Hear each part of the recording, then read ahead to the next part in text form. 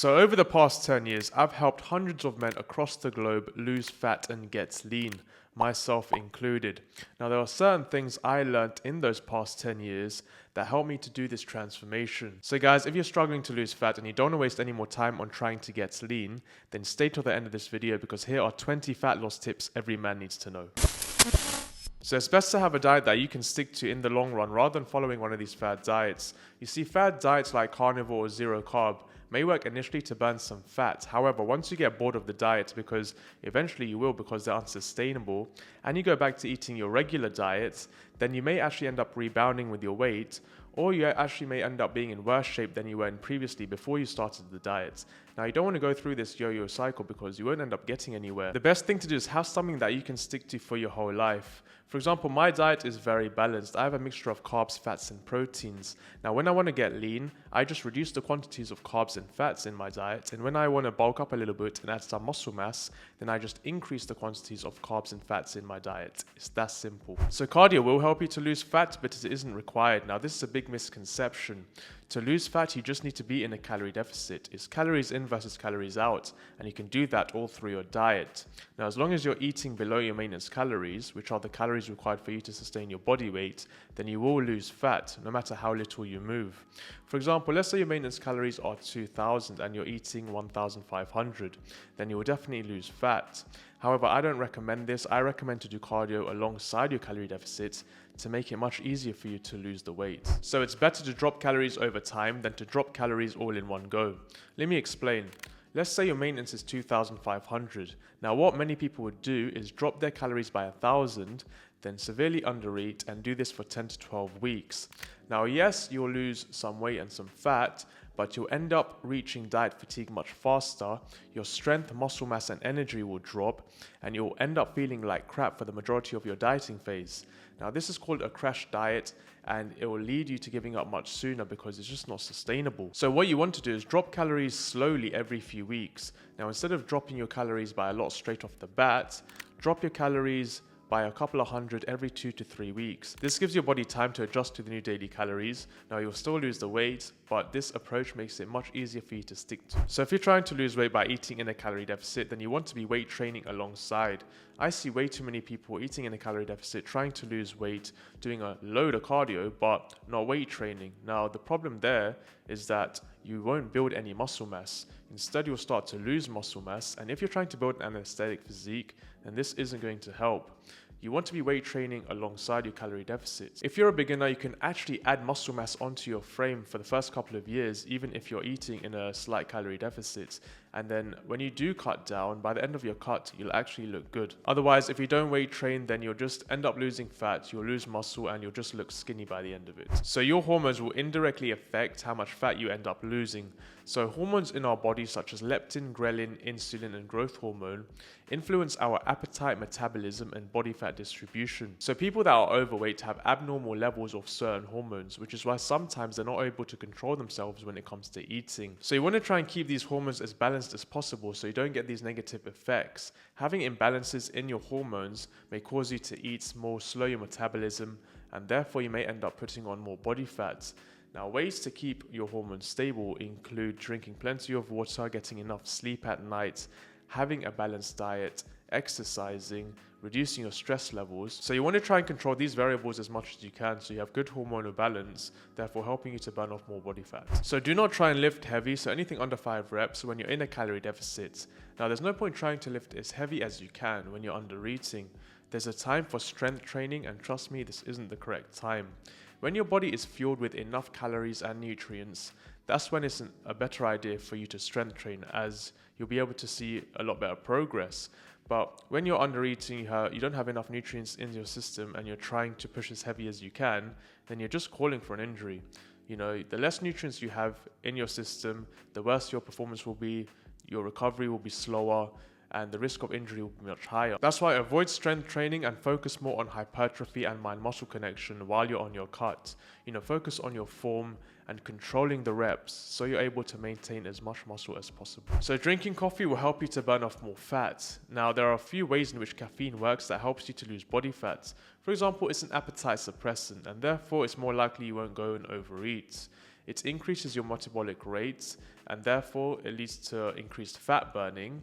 Caffeine itself breaks down fats and boosts your performance, and therefore you end up burning more calories. So if you're looking to lose weight, then I definitely recommend having a cup of black coffee in the morning. So alcohol is the number one killer of progress. Now I learned this later on in life. Back at university, I had periods where I used to drink a lot, and during those periods, I saw that I wasn't making any progress in the gym, whether that be for muscle, for strength, or even for fat loss. Now the problem with alcohol is that it adds calories to your diet. It increases your hunger hormone ghrelin, so it makes you feel more hungry, and therefore it's more likely you go and overeat, and it impairs your sleep, so you have worse recovery. Also, when you have alcohol in your system, instead of your energy being used for fat burning, it is used to remove alcohol from your system. So therefore, it actually hinders the fat burning process. So if you want to lose weight, then stay away from alcohol. Walking is such an underrated tool for fat loss. So doing 10,000 steps a day will approximately burn 300 to 500 calories. Now in a week, that's 2,000 to 3,500 calories, which is also equal to 0.5 to 1 pound of body fat. And in a month, that's 2 to 4 pounds of body fat. And in a year, that's 25 to 50 pounds of body fat you will lose just through walking alone. Even though by walking, you may not feel like you're doing much in the short term, in the long term, it can make a huge difference to how much fat you end up losing, provided you do it every day. You don't need to go and do this high intensity training. You can actually make much more progress by just walking every day. So burning more calories doesn't mean that you're going to lose more weight. For example, let's say you go and do a long run. Now during the long run, you may burn around 600 to 700 calories if you do it for long enough and you work hard enough.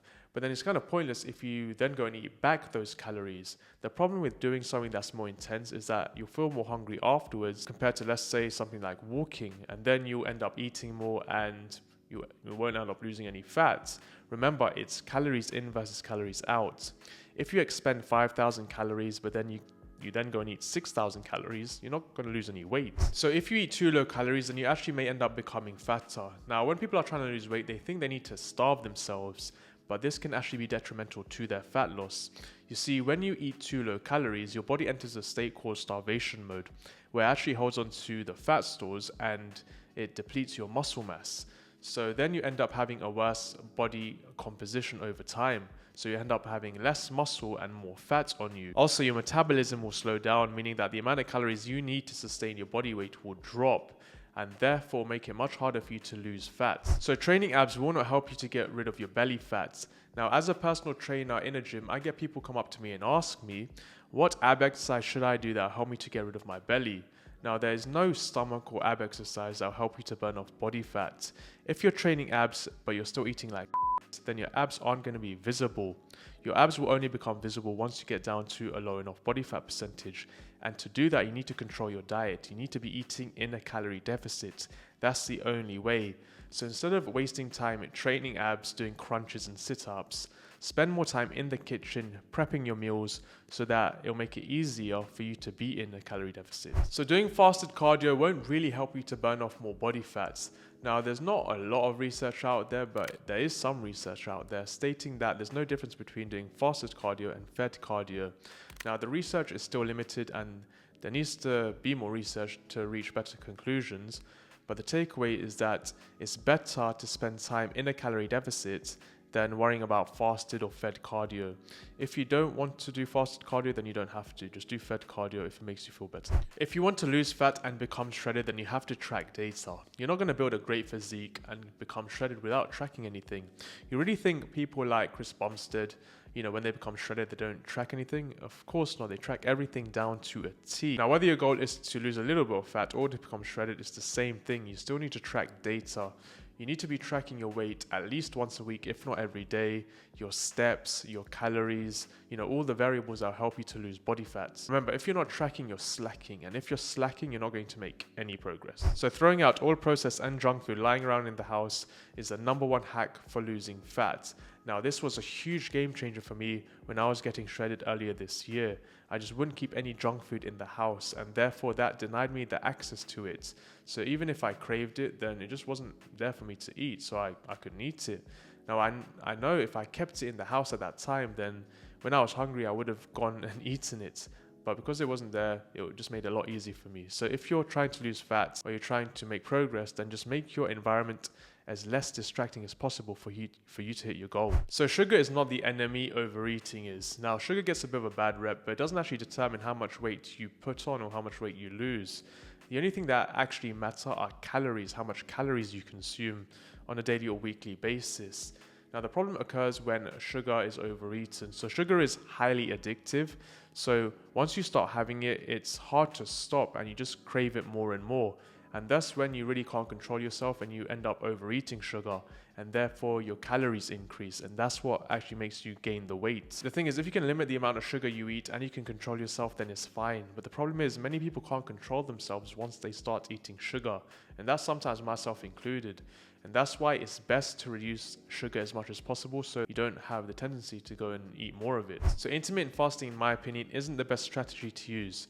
So intermittent fasting just means that you have a smaller time frame of eating, which can help you to eat less throughout the day. However, it can also make you go in the opposite direction where, because you're fasting for such a long time, so 12 to 16 hours, by the end of your fast, you may feel really hungry and you may crave bad quality food.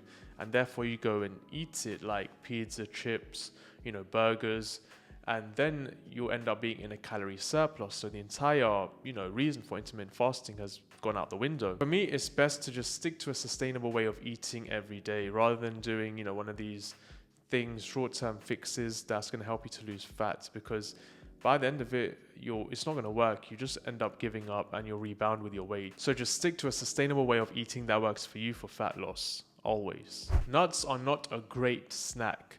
So snacking on nuts because, they're low in calories, so they say. The thing is, nuts are very high in calories, and just a small handful of nuts is around 300 to 400 calories, and that's just a snack. Nuts are probably the worst things to have when you're trying to lose weight because they're full of calories and they're not going to fill you up. You're going to feel hungry afterwards anyway. So better snacks to have include rice cakes, tuna cans, protein desserts, and even soup. So the best way to tell if you're actually hungry is if you crave lean protein. So lean protein like chicken breasts or even lean beef are pretty tasteless, but they are very, very satiating. So if you don't crave lean protein, then you're probably just bored and you want to eat because you're bored. Try and only eat when you are actually hungry and you crave lean protein, and you'll see how much of a difference it makes to your fat loss. It'll make it much easier for you to lose fat. And finally, just eating healthy doesn't necessarily mean I'm going to lose any fat. And what does eating healthy mean anyway? Like, it's just a general phrase. I could eat eggs, salmon, beef, salad. That's all healthy. But if I'm overeating them, then I'm not going to lose any fat. I could eat the most nutritious foods in the world, but if I'm overeating, then it's not going to work. Remember, what you eat and how much you eat are two completely different things. When it comes to losing fat, what really matters is how much you eat. And so therefore, you need to be tracking your calories. You need to be eating in a calorie deficit. That's the only way you're going to lose fat. So guys, those are the 20 fat loss tips that you need to know to make it much easier for you to lose fat and become shredded. And if you did enjoy this video and you found it helpful, then do me a favor and smash the like button. And you're new to the channel and you like my content, then do me another favor and hit that subscribe button and turn on the bell notifications, because I'm going to be releasing a video every single week just like this and you don't want to miss them. And if you're someone that's skinny fat and you want to get rid of that skinny fat look, then I recommend watching this video next. And remember, stay natty, stay clean, and peace.